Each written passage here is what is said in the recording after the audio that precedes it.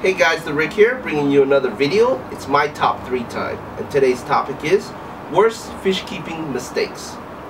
Now we all make mistakes in this hobby, whether you're just a beginner or you've been in this hobby for a very long time.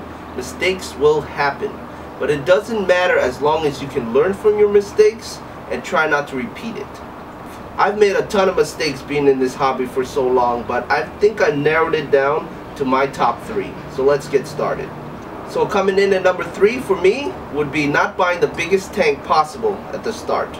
Having a bigger tank with a larger volume of water, you tend to make less mistakes. Having a smaller tank is a lot harder to care for than a larger tank. And of course, buying a smaller tank, you're limited to what kind of fish you can have, and also when you upgrade, that will cost you time and money. So just buy the biggest tank you can right off the bat. So let's move on to number 2 on my list, and that is buying fish on impulse. I'm sure we all done it. I've made this mistake a ton of times. I go to fish stores, I see a fish that is just absolutely beautiful, I buy it before doing any research. And that is definitely a big mistake. You want to do your research first, have the tank ready before you buy any fish. Researching before you buy your fish saves you time and money, and also headache. You don't want to buy a fish that's too aggressive for your other fish.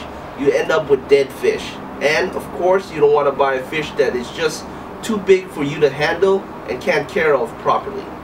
Alright guys, let's move on to number 1 on my list, and that is not learning or understanding the nitrogen cycle. There are so many beginner fish keepers out there who don't take the time to learn or understand the nitrogen cycle, myself included when I first started.